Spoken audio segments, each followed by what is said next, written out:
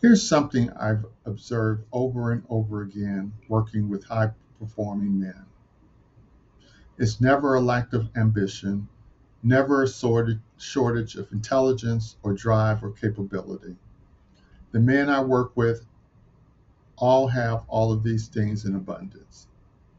What they have is a gap between who they intend to be, the goals they've set, and the life they can picture, the version of themselves they know they're capable of becoming, and who they're actually being day to day. And that gap is frustrating in a very specific way. Because from the outside, everything looks fine. You're achieving, you're moving, you're doing all the right things. But underneath it, there's this persistent sense that you're not quite reaching what you know is possible. I built the bridge framework to close that gap. And today, I want to walk you through exactly how it works. Before I get into the framework itself, I want to explain the problem it's designed to solve, because I think it's worth being precise about this. High performers don't usually struggle with knowing what they want. They're not short on goals or vision or motivation, at least not at first. What breaks down is the bridge between intention and consistent action, between knowing what to do and actually doing it every day, between starting strong and sustaining it long enough for it to become a real result. And without a structured system, without something that holds you accountable at every stage of that journey, even the most capable men stall. They drift back into old patterns. They get overwhelmed and retreat to what's familiar. Or they burn out pushing hard in the wrong direction. And that's what the bridge framework addresses. Not just the goal setting piece, not just the motivation piece, the entire journey from intention to measurable achievement is structured, supported, and is built to last. So let me walk you through the 6 phases. Phase 1 is clarity and simplification. And I start here deliberately because I found that most high performers aren't suffering from a lack of direction, they're suffering from too much of it. Too many goals, too many commitments, too many things pulling for attention. The overwhelm itself becomes the obstacle. So the first work we do together is ruthless simplification. We identify what actually matters, what 1 to 3 goals are genuinely worth the next 12 to 16 weeks of focused effort. And we eliminate everything that's competing with those. Not pause, eliminate. I also do something in this phase that most people skip, which is an environmental audit. Because your physical and digital environment is either working for your goals or against them. And most of the time, nobody's ever looked at it intentionally. By the end of phase 1, the overwhelm is reduced, the focus is sharp, and the environment is set up to support the work rather than undermine it. Phase 2 is action initiation.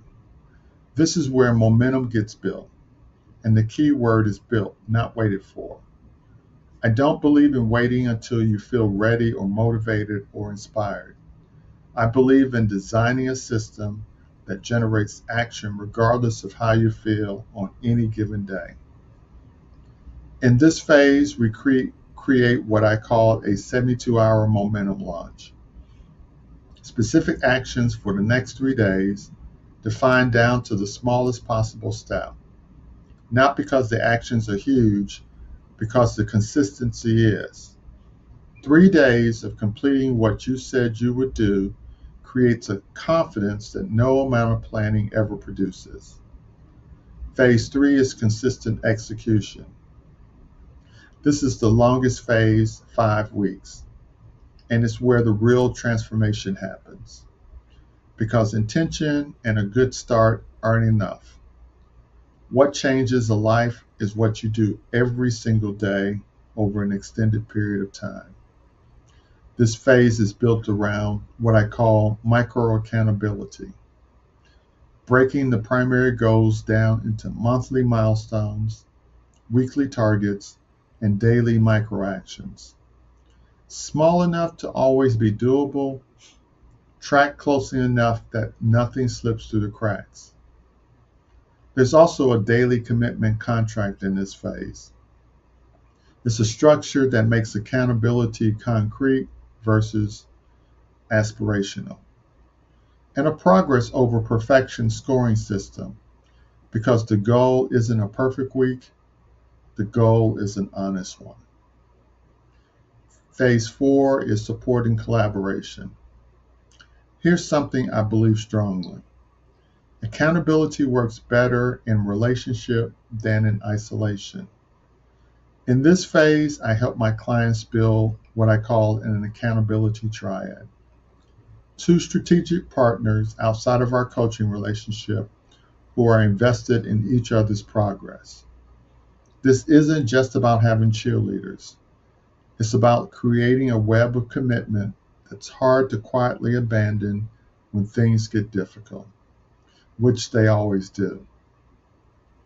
We also do strategic discomfort work in this phase, intentionally identifying the areas where comfort seeking is slowing growth down and designing specific challenges to push through them, not for its own sake, because the things worth having almost always live on the other side of what's currently uncomfortable. Phase 5 is tracking and optimization. By this point in the framework, there's real data, weeks of completion rates, pattern data, information about what's actually working and what isn't. And this phase is where we use that data deliberately. We analyze it together.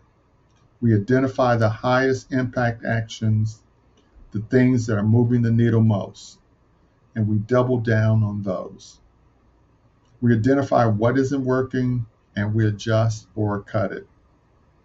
And we use everything we've learned to accelerate the final stretch towards the goal. This is where a lot of the biggest breakthroughs happen, because by now the client knows himself, his patterns, and his system in a much deeper way than he did at the start.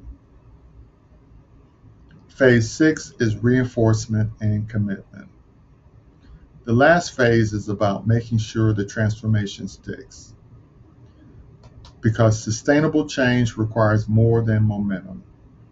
It requires architecture, structure that holds the new way of operating in place even when coaching ends, when life gets hard, when the novelty wears off.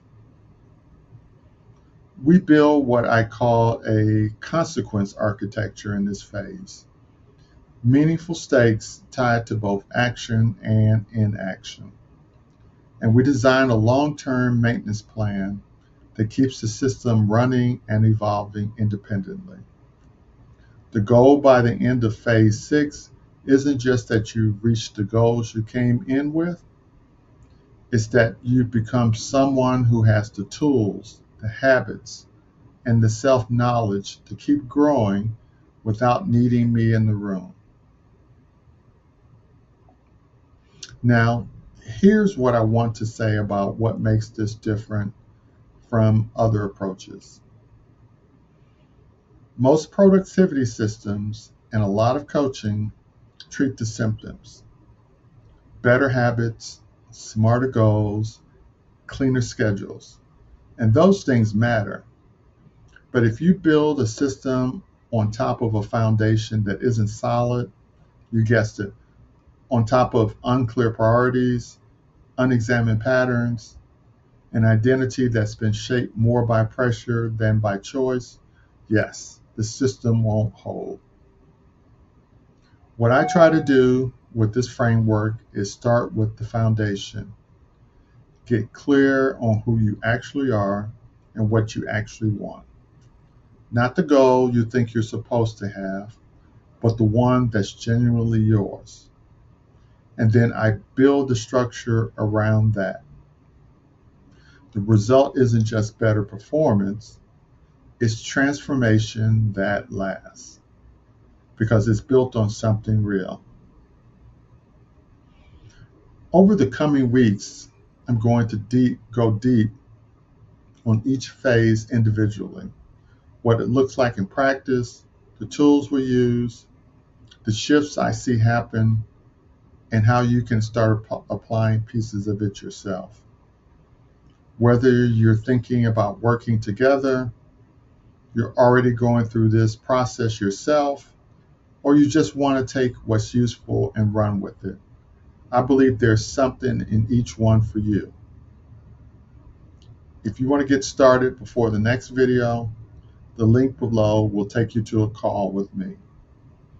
We'll look at where you are, what's getting in the way, and whether this framework is the right fit for where you want to go. And drop me a comment below. Tell me which of the 6 phases you most want to dig into. I read every message, and I'll see you in the next one.